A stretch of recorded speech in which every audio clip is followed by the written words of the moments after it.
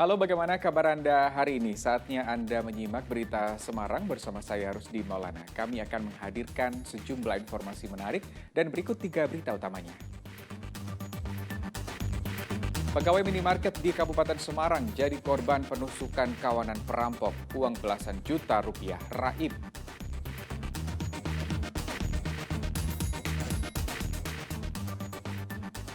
Kesulitan mendaftar secara online, ratusan siswa calon peserta didik di Kota Tegal mengantri panjang di sekolah.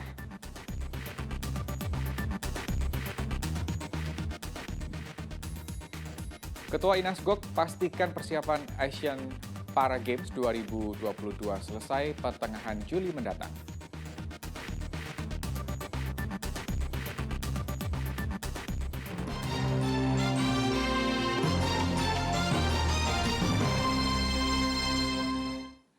Ya, kita ke informasi pertama hari ini. Seorang pegawai minimarket di Kabupaten Semarang menjadi korban penusukan oleh kawanan perampok. Pelaku juga menggondol uang belasan juta rupiah. 4 perampok melancarkan aksinya di sebuah minimarket di daerah Bergas, Kabupaten Semarang. Mereka memilih aksinya pada jam 2 dini hari saat minimarket tidak ada pengunjung.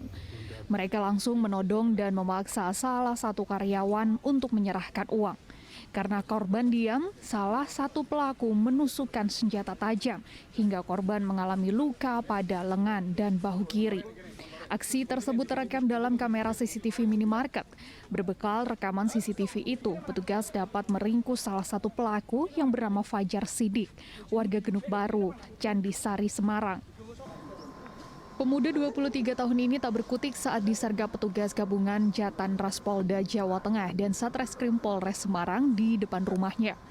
Dalam perampokan toko minimarket yang buka 24 jam itu, para pelaku berhasil menggasak uang tunai di laci kasir sebesar 16 juta rupiah serta beraneka barang yang dipajang di etalase. Kepada polisi, tersangka Fajar yang ditangkap mengaku hanya sekedar ikut saat diajak merampok oleh 3 temannya. Pemuda yang bekerja sebagai kuli bangunan ini mengaku mendapat bagian uang 2,5 juta rupiah usai bersama-sama beraksi. 3 pelaku lain yang bernama Andi, Bagas, dan Yoga saat ini masih menjadi buron diberi ultimatum agar menyerahkan diri karena tim gabungan yang berada di lapangan dipastikan akan terus mengejar mereka. Segera menyerahkan diri atau kami tidak akan berhenti mengejar dan mencari. Karena pada prinsipnya kami dilatih untuk mencari dan mengejar kemanapun dia pergi. Polisi menyita salah satu sepeda motor yang digunakan para pelaku saat beraksi, serta pakaian yang dikenakan tersangka. Tersangka selanjutnya mendapat ancaman hukuman penjara paling lama 12 tahun penjara. Agus Hermanto melaporkan dari Kota Semarang. Ya, ratusan muda-mudi dengan motornya terjaring razia operasi balap liar di Ungaran, Kabupaten Semarang. Para pemilik motor dihukum mendorong motor mereka dari lokasi razia sampai Polres Semarang sejauh 4 km. Ratusan muda-mudi beserta motornya ini terjaring dalam razia operasi balap liar Satlantas Polres Semarang. Mereka ditangkap di sejumlah tempat di wilayah Ungaran. Tak hanya pelaku balap liar, penontonnya juga ikut ditangkap.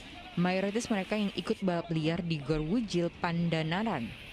Polisi menilang 148 sepeda motor, 31 motor diangkut truk karena ditinggal kabur pemiliknya. Sementara 118 motor didorong pemiliknya hingga kantor Satlantas Polres Semarang yang berjarak sekitar 4 km. Kegiatan masyarakat ataupun remaja berupa naik ride, trek-trekan, dan segala macamnya. Sanksi apa dan yang diberikan? Yang pertama yang pastinya untuk BB motor kita laksanakan penilangan, kemudian untuk anak-anak remaja yang kita angkut ke Satlantas, kita berikan pengarahan dan juga didikan agar mereka tidak mengulangi lagi kesalahan yang sama. Pemilik motor yang tak bersurat lengkap ditilang polisi. Kumpulan muda-mudi ini dibina agar tidak menggelar balap liar karena mengganggu warga sekitar dan menyebabkan kecelakaan. Operasi balap liar merupakan bagian dari penertiban operasi Patuh Candi 2022. Yulianto melaporkan dari Kabupaten Semarang. Gadis berusia 12 tahun di Kabupaten Batang menjadi korban pemerkosaan sang ayah tiri. Pelaku dilaporkan ke pihak kepolisian setelah korban melapor pada ibunya. Seorang pria berinisial C, 34 tahun yang berprofesi sebagai nelayan memerkosa anak perempuan yang berusia 12 tahun. Korban merupakan anak tirinya. Pelaku dijemput paksa petugas setelah ibu korban melaporkan perbuatan bejat suaminya. Ibu korban memergoki korban yang menangis di dalam kamar mandi. Korban pun mengalami trauma. Akibat perbuatannya, tersangka mendekam di ruang tahanan Mapolres Batang dengan ancaman maksimal 15 tahun penjara. Ditanya, anaknya mengaku bahwa dia diperkosa oleh ayah tirinya yang notabene adalah suami dari ibu kandung korban. Setelah mendapatkan pengakuan dari anaknya, ibu korban langsung melaporkan kepada petugas Polres. Kemudian kami tindak lanjuti, kami melakukan penangkapan. Kita beralih ke informasi lain. Pengajuan akun penerimaan peserta didik baru sudah dimulai. SMA Negeri 3 Kota Tegal didatangi sejumlah siswa yang sulit melakukan pendaftaran online secara mandiri. Antrean ratusan siswa calon peserta didik mengular panjang saat akan melakukan pengajuan akun penerimaan peserta didik baru online tingkat SMA di SMA Negeri 3 Kota Tegal pada Senin siang kemarin. Para siswa ini sengaja datang sejak pagi agar bisa mendapatkan akun PPDB online. Pasalnya mereka kesulitan menginput data dari rumah secara daring. Sejumlah siswa mengikuti penerimaan peserta didik baru berdasarkan jalur zonasi atau pemilihan sekolah berdasarkan letak lokasi tempat tinggal terdekat. Pengennya memang daftar di negeri ya Mas? Iya. Kalau dilihat dari peminatnya banyak nggak Mas? Banyak banget sih. Iya. Kalau nilainya mau daftar pakai prestasi atau zonasi? Zonasi aja. Soalnya dekat. Iya. Rumahnya mana? Itu di Casem. Oh dekat ya? Dekat. Kuota siswa yang diterima di SMA Negeri 3 Kota Tegal pada tahun ini sebanyak 324 siswa. Namun hampir setiap hari calon peserta didik yang mengajukan akun selalu membludak, sehingga pihaknya membatasi 100 orang per hari agar tidak menimbulkan kerumunan. Masa pandemi kita tetap memprioritaskan kesehatan. Ya, kesehatan menjadi kunci utama untuk keselamatan warga. Dalam hal ini adalah peserta didik. Ya. Sehingga kami mengatur ya setiap hari calon peserta didik untuk membuat akun ini kami batasi. Sampai berapa orang Pak per hari Pak? Ya, kurang lebihnya itu maksimal 100. Pengajuan akun PPDB online tingkat SMA di Provinsi Jawa Tengah berlangsung dari 15 hingga 28 Juni. Sedangkan untuk pendaftaran PPDB akan dimulai 29 Juni hingga 1 Juli mendatang. Sugihartono melaporkan dari Kota Tegal. Sebuah SPBU di Kabupaten Kudus terkena sanksi dari Pertamina. Sanksi berupa penghentian pasokan Pertalite untuk sementara waktu. Di SPBU di Jalan Ahmad Yani ini terkena sanksi karena terbukti menjual Pertalite kepada pembeli yang menggunakan jerigen tanpa surat rekomendasi pemerintah daerah. Ulah nakal pemilik SPBU ini membuat Pertamina menghentikan sementara pasokan Pertalite ke SPBU sejak 16 hingga 29 Juni mendatang.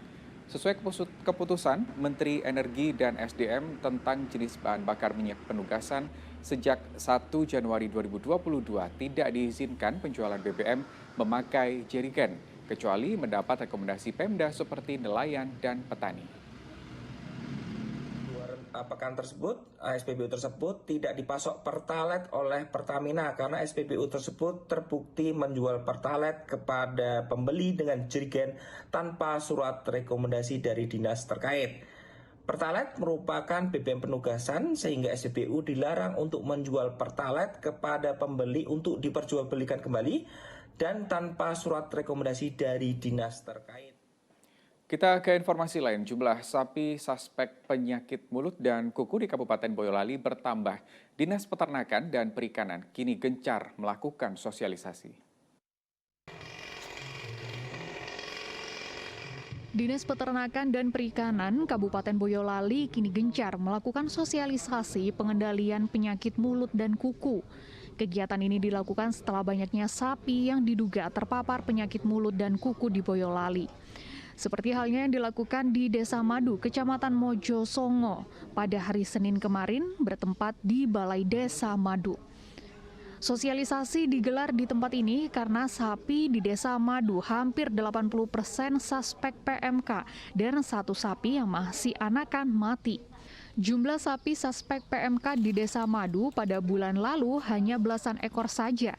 Namun kini jumlahnya telah berkembang menjadi sekitar 800 ekor dari total 1.000 ekor sapi milik warga setempat. Juga mestinya ada dampak yang dengan adanya PMK itu. Karena apa? Harga yang sapi sehat mestinya juga naik atau langka. Kemudian yang terdeteksi untuk penyakit itu mestinya juga tidak bisa dijual. Akhirnya peternak yang mengalami sapinya kena PMK jelas ruginya sangat besar. Yang pertama, kalau ada sapi yang kurang sehat atau bergejala, segera menyampaikan laporan kepada kami. Yang kedua juga menjaga kebersihan di lingkungannya, terutama kandangnya melalui disinfeksi minimal sehari 2 kali. Dinas Peternakan dan Perikanan Kabupaten Boyolali berharap dengan sosialisasi ini warga bisa mengantisipasi penyebaran PMK sehingga tidak menyebar ke sapi lainnya, serta warga dapat mengetahui cara penanganan sehingga PMK yang menyebar pada hewan ternak segera hilang karena dampak PMK sangat merugikan peternak. Yulianto melaporkan dari Kabupaten Boyolali.